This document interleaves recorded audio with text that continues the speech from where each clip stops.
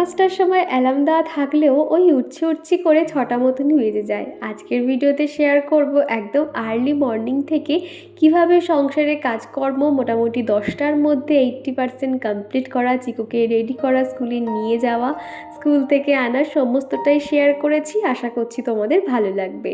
তো hello everyone, সুপ্রভাত। কেমন আছো তোমরা সবাই? আশা করছি সবাই খুব ভালো আছো। আমরাও বেশ ভালো আছি। আরও একটা নতুন দিন, নতুন সকাল তোমাদেরকে সাথে নিয়ে শুরু করছি। আগের ভিডিওতে তোমাদেরকে বলেছিলাম ঠান্ডাটা আমার আগের থেকে অনেকটা সেরেছে, তবে ওই যে গলা ব্যথা কাশিটা এখনও রয়েছে, যার জন্য মাথায় না রাত্রিবেলা করে রুমাল টুপিটা দিয়ে রাখি, এতে না গলাটা ফোলে না। তা না হলে আমার গলার কাছে অনেকটা ফুলে যায় আর কি খোলা থাকলে। তো সেই জন্য আর কি সকালবেলা এখন টুপিটা আর খুলবো না, শুধুমাত্র বাসি জামা কাপড়টা একটু পরেই ছেড়ে নেব। সকালবেলা উঠে আগে আমার ব্রাশ করা চাই। ব্রাশ না করে আমি কোনো রকম কাজ করতে পারি না। আগে ব্রাশ করি, তার সাথে সাথে এই যে দরজানালাগুলো খোলা, মেন গেটে চাবি দেওয়া থাকে সেটা খোলা, এগুলো আর কি টুকটাক করে করতে থাকি।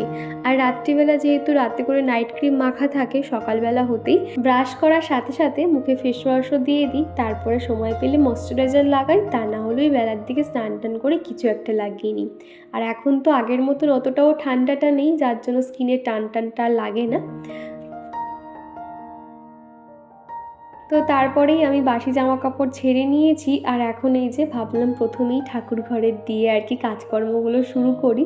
সকালবেলা উঠে যখন হাতে সময় পাই, এই যে আমাদের যে প্রত্যেক দিনে যে ফার্নিচার দেখবে আমরা প্রতিদিনই পরিষ্কার করতে পারি, তবে ঠাকুর ঘরে তো সবসময় যখন তখন হাত দেওয়া যায় না। সেই জন্য সকালে যখন সময় থাকে ঠাকুর ঘরে হালকা ডাস্টিং করে দিই, এতে সিংহাসনটা পরিষ্কার থাকে। তোমরা তো দেখেছিলি শিবরাত্রি পুজোর দিনকেই কিন্তু আমি ভালো করে আমার ঠাকুর ঘরটাকে ডিপ ক্লিন করেছিলাম, যার জন্য অনেকটাই পরিষ্কার আছে। তো ভাবলাম অল্প থাকতে থাকতে প্রতিদিনই হালকা হাতে পরিষ্কার করলে অতটাও নোংরা হবে না। তো সিংহাসন, এদিকে যে ওয়ার্ড্রপ আছে, এগুলো হালকা করে আর কি মুছে মাছে দিচ্ছি। আর সকাল হতেই ঠাকুর প্রণামটাও সেরে নেব।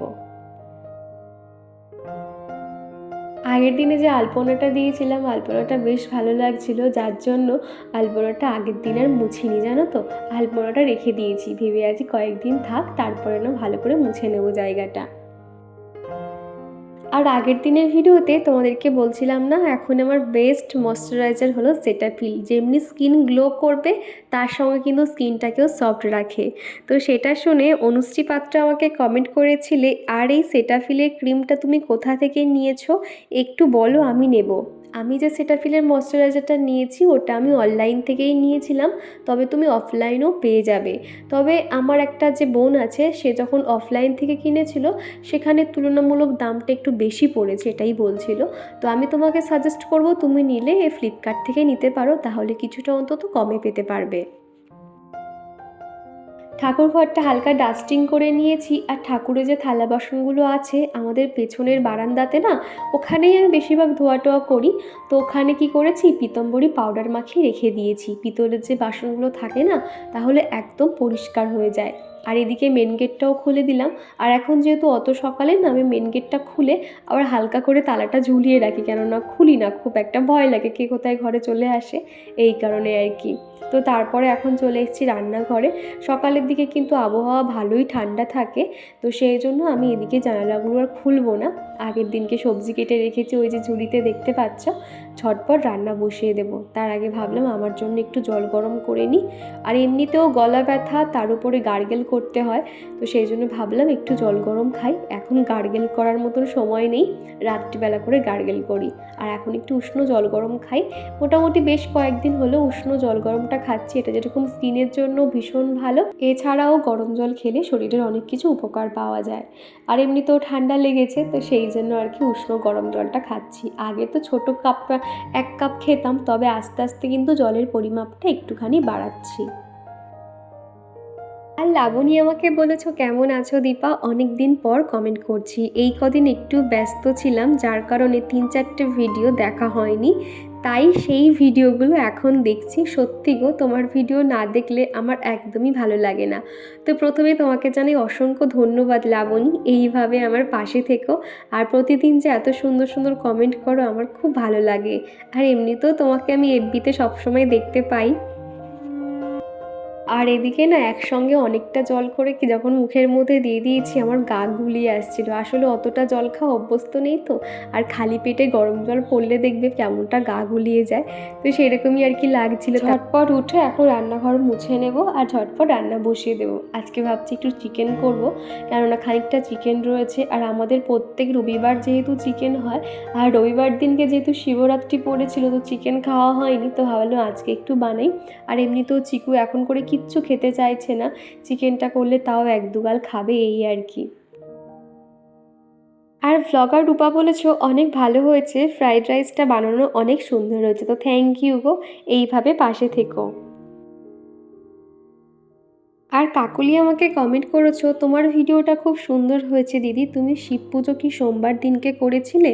বলছি তোমার সিংহাসনে হনুমানজির পাশে যে ঠাকুরটা, ওই ঠাকুরটা কোন ঠাকুর? অনেক দিন বাদে তোমার ভিডিও দেখছি দিদি। চিকু কেমন আছে? শিব পুজো আমিও করেছিলাম কিন্তু উপোস করতে পারিনি। প্রথমেই বলি আমি ভালো আছি, তুমি কেমন আছো জানিও। আর হ্যাঁ, শিব পুজো আমি রবিবার দিনকেই করেছিলাম। আর হনুমানজির পাশে যে ঠাকুরটা, ওটা না গঙ্গাসাগর থেকে মা না কেউ একজন আমাকে এনে দিয়েছিল, তবে ওটা অনেকগুলো ঠাকুর ওখানে রয়েছে, এই আর কি। আর তুমি বলেছো তুমি উপোস করতে পারোনি, আর হ্যাঁ গো, আমিও এখন আর নির্জলা উপোস করতে পারি না, আমি ওই নিরামিষ খাওয়া দাওয়া করেই উপোস থাকতে পারি আর কি বলতে পারো। আর হ্যাঁ, চিকু এখন আগের থেকে এখন অনেকটাই ভালো আছে, তবে এখন ওয়েদার খারাপ তো কম বেশি ঠান্ডা লাগা সবারই থাকবে, তবে আগের থেকে এখন ভালো আছে। আর তারপরে আমিও চুলটুলগুলো আঁচড়ে নিয়েছি, আর এদিকে ঠোঁটে একটু লিপ বাম দিয়ে দিয়েছি। এখন মুখে আর কিছু দিলাম না, একটু পরে যেহেতু স্নান করব, চিকুকে নিয়ে স্কুলে যেতে হবে, তো সেই জন্য কিছু আর দিলাম না। আর এখন এই যে ঘর বারান্দাগুলো হালকাভাবে ঝাঁট দিয়ে দেবো, এখন ওরা সবাই ঘুমাচ্ছে। সকালের এই সময়টাতে না আমি একটু উঠতে পারলে কি হয়, আমার নিজের অনেক কাজ এগিয়ে যায়, আর একটু নিজের মনের মতন করে কাজ করতে পারি, ওই যে ধীরে স্বস্তিতে করতে পারি, কারোর কোনো কথা বা কোনো রকম ভাবনা চিন্তা মাথায় আসে না। আগে অত সকালে উঠতে পারতাম না, মাঝে করে একদমই পারতাম না, তবে এখন আগের মতন অভ্যাসটা আস্তে আস্তে হয়ে যাচ্ছে দেখতে পাচ্ছি। আমি মোটামুটি 5:30টার সময় ঘুম ভেঙে যায়, আর আগের মতন অত তো ঠান্ডা নেই, অত আর অসুবিধাও হয় না। এই যে সকালে ঘুম থেকে ওঠার না অনেক কিছু কিন্তু বেনিফিটস রয়েছে, যেটা হয়তো আমরা অনেকেই জানি না। সকালে উঠলে কিন্তু আমাদের শরীর যেরকম মানে একটা চনমনে ব্যাপারটা থাকে, কিংবা একটা স্ট্রং ফিল করতে পারি দেখবে। আর ওই দেরিতে উঠলে না দেখবে একটা কেমন একটা শরীরের মধ্যে অলসতা এসে যায়, কোনো রকম কাজ করতে ভালো লাগে না, যে তাড়াহুড়ো করে যে কাজটা করব সেটা হয় না দেখবে। তো আমি তো আগে তো একদমই মাঝে করে উঠতে পারছিলাম না, তবে এখন বেশ অনেক সকালেই উঠতে পারি, আস্তে আস্তে আগের অভ্যাসটা হয়ে যাচ্ছে দেখতে পাচ্ছি। তবে ইচ্ছে আছে যে একটুখানি সকালে আরও তাড়াতাড়ি উঠবো, যাতে একটু মর্নিং ওয়ার্কেও যেতে পারি। সময়ের সাথে সাথে কিন্তু নিজের যত্ন তো করতেই হবে, একটা করে দিন পার হচ্ছে, আমাদের বয়স কিন্তু বাড়ছে, তো সংসারের সাথে সাথে সবার তো খেয়াল রাখতে হয়। দিন শেষে কোথাও যেন একটা নিজের পছন্দ, নিজের ভালো লাগা বা নিজের যত্ন করা, এগুলো যেন আমরা ভুলেই যাই, তাই না? এখন পুরো সবসময় ভাবি যে না, নিজেকে অন্তত একটু যত্ন করতে হবে, নিজেকে সবার আগে ভালোবাসতে হবে, কিন্তু ওই যে সংসারের মায়ায় আমরা নিজেকে এমনভাবে বেঁধে ফেলেছি, সবার কথা ভাবতে ভাবতেই নিজের কথা ভাবতেই ভুলে যাই। গুড মর্নিং বন্ধুরা, কেমন আছো তোমরা সবাই? আশা করছি সবাই খুব ভালো আছো, আমিও বেশ ভালো আছি। আরও একটা নতুন দিন, নতুন সকাল তোমাদেরকে সাথে নিয়ে শুরু করছি। আশা করছি আজকের ভিডিওটা তোমাদের ভালো লাগবে। আজকে মানে সকাল থেকে না, মানে একবার রান্নাঘর একবার ঘর, মানে আজকে বলে না, যখনই চিকুর স্কুল থাকে সেই দিন করে আমি এরকম ছুটে ছুটে সমস্ত কাজই করতে থাকি। আর সমস্ত কিছু তো ক্যাপচার করা সম্ভব হয় না, যতটুকু সম্ভব সেগুলোই তোমাদেরকে শেয়ার করি। আর আজকে কেন জানি না চিকু অনেক সকালবেলা আমার সাথে সাথেই উঠে পড়েছে। সকালবেলা দেখো এত সুন্দর মিষ্টি রোদটা এসেছে, বেশ ভালোও লাগছে। তো যাই হোক, চলো ভিডিওটা তোমরা দেখতে থাকো, আশা করছি আজকের ভিডিওটা তোমাদের খুব ভালো লাগবে। তো চলো।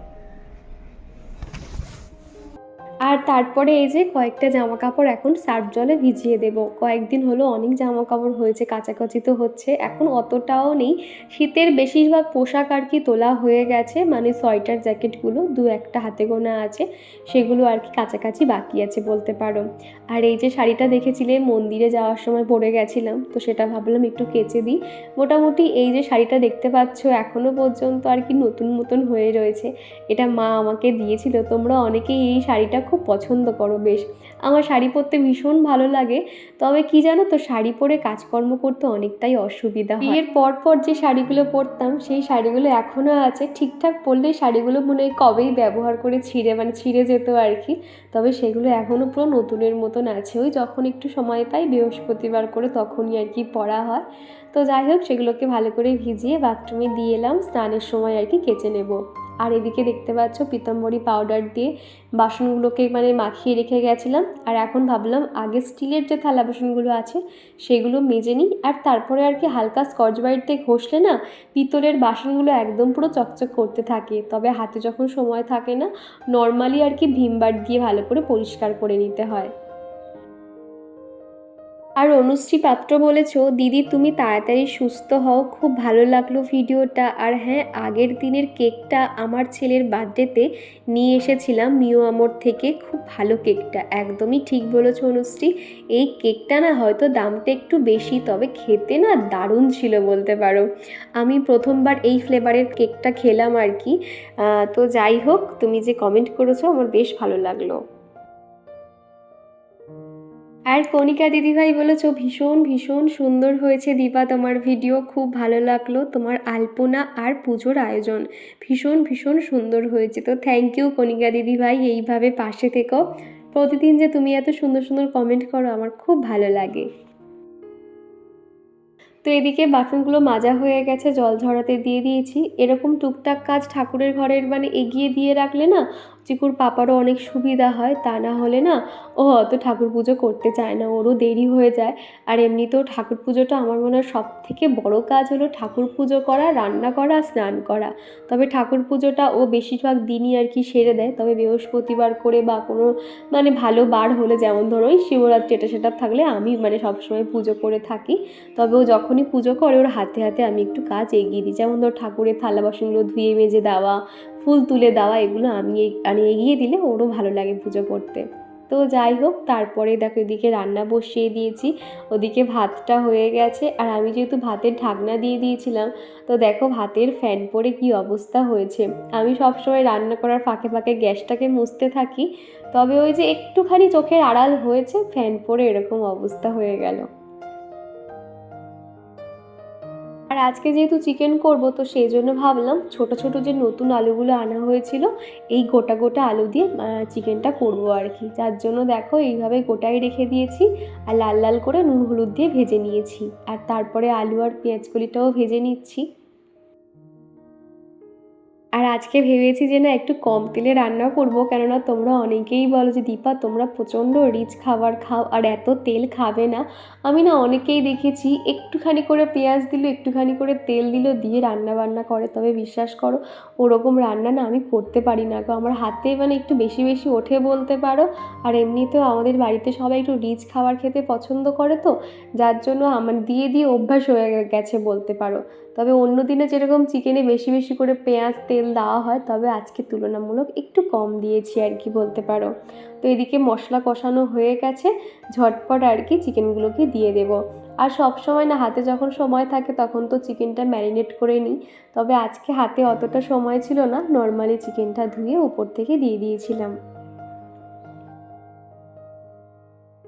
আজকে চিকু তো অনেক সকালে উঠে পড়েছিল, উঠে পড়াতে ওকে একটুখানি হাঁকাবকা করতে ও আবার বিছানায় উঠে শুয়ে আছে, যদিও ঘুমায়নি, কিন্তু একটু পরে দেখবে আবার ঘুমিয়ে পড়েছে, তোমাদেরকে দেখাচ্ছি দাঁড়াও।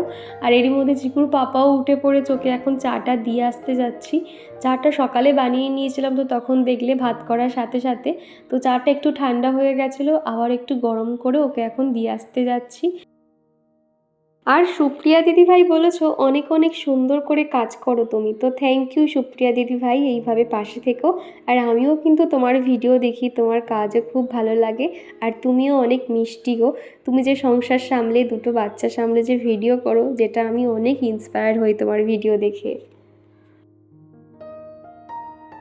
আর রূপা আমাকে কমেন্ট করেছো খুব সুন্দর হয়েছে দিদিভাই ভিডিওটা, তো থ্যাংক ইউ গো রূপা, এইভাবে পাশে থেকো। তো এদিকে চিকেনটা কষানো হচ্ছে, আস্তে করে একদম স্টিমটা দিয়েছি, দিয়ে টুকটাক করে কাজকর্মগুলো সেরে নেব। আর এদিকে সকালবেলা করে না ঠান্ডা লাগে বলে এই যে চ্যবনপ্রাশটা দেখতে পাচ্ছ, তো ভাবলাম এটা একটুখানি খাওয়া যাক। এটা আগের বছরে আর কি বাবা দিয়েছিল, তো ভাবলাম যে এটা অনেকটাই তো খেয়ে শেষ করা যায় না, তো ভাবলাম এখন একটুখানি খাই, তাহলে যদি ঠান্ডাটা একটু কমে। আমার শ্বশুরবাড়িতে বেশিরভাগই অন অ্যান্ড অন কোম্পানিটাই ব্যবহার করা যায়। তোমরা তো জানো এই কোম্পানিটা অনেক কিছুই পাওয়া যায় এটা আর কি এটার। তো মোটামুটি এটার টুথপেস্ট বাবা অনেকগুলো আমাদেরকে দিয়েছিল, 2টো ফাইল মতন আমরা ইউজ করেছিলাম, খুব ভালো আর কি। আর এই চ্যবনপ্রাশটা দেখতে পাচ্ছ, এটাও এখন ইউজ করছি। আগের ভিডিওতে তোমাদেরকে বলেছিলাম গাঁদা ফুল গাছটা না অটোমেটিক দেখছি কেমন পাতাগুলো শুকিয়ে যাচ্ছে, কেন এরকমটা হচ্ছে বুঝতে পারছি না। তো সেখান থেকে শিল্পী ফ্যাশন আইডি থেকে দিদিভাই বলেছিলে তুমি রোদ থেকে সরিয়ে রাখবে, তাহলে কিছুদিন বাঁচবে। আমি তোমার কথা শোনার সাথে সাথে দেখো গাছটাকে ভোরবেলা সরিয়ে উঠে রেখেছি। এখন 9টা অবধি শুয়ে রয়েছে। আমি বারবার বলছি বাবু এখন উঠতে হবে না, কিন্তু সে তো শুনবে না। সে এখন দেখো ঘুম চালাচ্ছে, এখন ওকে ডাকছি না, সে পুরো অজ্ঞান হয়ে ঘুমোচ্ছে, ওর কোনো সাড়া নেই একদম। তো যাই হোক, বিছানাটা এখন আর তুলছি না, শুধু বালিশগুলোকে রোদে দিয়ে দিয়েছি। একটু পরেই আর কি ওই বালিশগুলোকে উঠিয়ে বিছানাটা ঠিক করে গুছিয়ে নেব। আর ও এখন থাক, আমি স্নান ফান করে রেডি হয়ে স্কুলে যাওয়ার সময় ওকে ডেকে নেব। আর এদিকে আমার রান্নাবান্না সমস্তটাই কমপ্লিট হয়ে গেছে। এই যে দুধটা একটু আগে দিয়ে গেল, দুধটা গরম করে নিয়েছি, রান্নাঘরটা একটু অগোছালো হয়ে আছে, একটু পরেই আর কি একটু মুছে টুছে নেব। আর এদিকে চিকুর পাপাও বেরিয়ে গেল, এবার গেটটাকে বন্ধ করে দেব।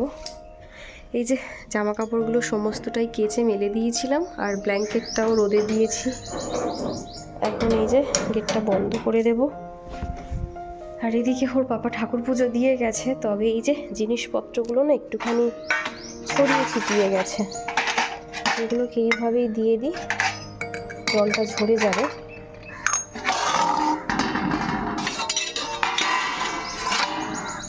এটার একটা সমস্যা হলো, এটা দেখতে তো ভীষণ ভালো, তবে না ভিতরটা পুরো কালো কালো হয়ে যায়, যেহেতু পুরো ধোঁয়াটা ওঠে না, যার জন্য আর কি। তো যাই হোক, এটা এরকম থাক। আর এদিকে কয়েকটা জামা কাপড়ও মেলেছি, যে তুলসী মঞ্চ, এটা ভাবছি এখন একটু এরকম ফেলে দিই, যেহেতু ঘরে থাকবো না তো সেই কারণে আর কি। এদিকে ওই যে ওর বাবা ঠাকুর পুজোটা সুন্দর করে দিয়ে গেছে, দরজাটা এখন বন্ধ করে রাখি। এই যে শিবরাত্রি পুজোর দিনকে যে শাড়ি পরেছিলাম, শাড়ি নাইটি ফাইটি সমস্তটা কেচে দিয়েছি, এটা এরকম থাক। স্কুল থেকে ঘুরে এসে তারপরে এইগুলো আর কি ওদিকে মেলে দেব। ওদিকে এখন ভালো রোদ আছে, কয়েকটা জামা কাপড় মেলা আছে, তবে ওগুলো একটু শুকিয়ে যাক, তারপরে আর কি এগুলো মেলবো। আর এদিকটা দেখো বালতি ফালতি কী অবস্থা করে রেখেছে, এগুলো এখন আমি ঠিকঠাক করে গুছিয়ে রাখবো। আমার আগের ভিডিওতে আমি আমার বিয়ের যে অ্যালবামটা শেয়ার করেছিলাম, তো সেই সময় আমি একটু গোলুমোলু ছিলাম, তো সেই ছবিগুলো দেখে মিস ক্রিয়েটিভ আইডি থেকে এক বন্ধু আমাকে কমেন্ট করেছে তোমার ওই ফটোগুলো না খানিকটা ইন্দ্রাণী দত্তর ইয়াং এজের মতো লাগছিল। তো তুমি বলার পরে না আমি ইন্দ্রাণী দত্তর মানে ফটো সার্চ করে দেখলাম যে হ্যাঁ খানিকটা গালের শেপটা ওরকমই লাগছিল। তবে প্রথমবার তোমার মুখ থেকে এই কমেন্টটা শুনে খুব ভালো লাগলো বেশ। রান্নাবান্না শেষে রান্নাঘরটাকে একদম পরিষ্কার করে নিয়েছিলাম, আর তারপরে ভাবলাম চিকুর জন্য আজকে টিফিনে কি দেব। তো পাস্তা আছে, আর এমনিতেও পাস্তা খেতেও ভীষণ ভালোবাসে, তো তার জন্য আর কি পাস্তাটা বানিয়ে দিচ্ছি। তো ভাবলাম এদিকে সসপ্যানে পাস্তাটা সিদ্ধ বসিয়ে দিই। তো এখানে পাস্তা ব্যবহার করছি ডিশানোর পাস্তা, যেটা একদম হেলদি বলতে পারো, বাচ্চাদের জন্য তো ভীষণ ভালো। আর এটার মধ্যে কোনো রকম ময়দা থাকে না, শুধুমাত্র আটা এবং সুজি দিয়ে তৈরি। আর এটা কিন্তু অনেকটাই ভালো, এটা সিদ্ধ হওয়ার পর না অনেকটা কিন্তু ফুলেও যায়। ভীষণ মানে চিকু খেতে ভালোবাসে, তো ভাবলাম ঝটপট বানিয়ে দিই। তো তার জন্য দেখতে পাচ্ছে এখানে ব্যবহার করছি আগারোর ইলেকট্রিক মাল্টিপারপাস কেটেল। এটার মধ্যে তোমরা যে কোনো খাবার চটজলদি বানিয়ে নিতে পারবে। ডেসক্রিপশন বক্সে লিঙ্ক শেয়ার করা রইল। ঘড়িতে এখন ওই 7:30 মতন বাজে। স্কুল থেকে ফেরার পর কোনো রকম ভিডিও শ্যুট করতে পারিনি, গলাটা প্রচণ্ড ব্যথা ব্যথা লাগছিলো আর প্রচণ্ড তাড়াহুড়োর মধ্যে দিয়ে আর কি কাজগুলো করছিলাম, তো সেই জন্য কোনো রকম ক্যামেরা অন করিনি। তো এখন বসেছি এই যে চাটা নিয়ে, চাটা খাবো। গলা প্রচণ্ড ব্যথা করছে, তো সেই জন্য ভাবলাম ঘরোয়াভাবে আগে ট্রিটমেন্ট করি। তোমাদের মধ্যে কোনো একটা বন্ধু আমাকে বলেছিলে যে দীপা তুমি বিটাডাইন বলে একটা কিছু মেডিসিন আছে সেটা নিতে। তো ভাবলাম যে চলো, মানে এই কটা মাসে যখন থেকে আমি বাপের বাড়ি গেছিলাম, সম্ভবত জানুয়ারি মাসে, তো তখন থেকে এত পরিমাণে ওষুধ খেয়েছি আমার আর ওষুধ খেতে ভালো লাগছে না। বিশেষ করে অলরেডি অনেক ওষুধ আমি খাই না, আমি একটুখানি ভালো হলে খাওয়া ছেড়ে দিই, যার জন্য এখনও পর্যন্ত আমার ভোগান্তি চলছে। তো যাই হোক, ভাবলাম একটুখানি লিকার চা খাই, আর একটু আগে গরম জলে একটু গার্গেল করলাম, তাহলে একটু ভালো লাগবে। আর সাথে নিয়ে নিয়েছি টোস্ট, নতুন প্যাকেটটা আর কি খুললাম, টোস্টের প্যাকেটটা। এখন এই যে চা আর টোস্টটা খাবো, তারপর চিকুকে পড়তে বসাবো, অনেক কাজই আছে।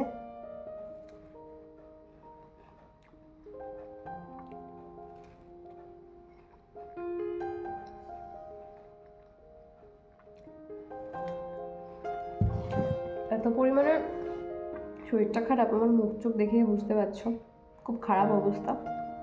তাও ভাবলাম যে না চলো, ভিডিওটাই আমার হচ্ছে গিয়ে এনার্জি, তো সেই জন্য আবারও আর কি ক্যামেরা অন করে চলে আসি তোমাদের সামনে কথা বলতে।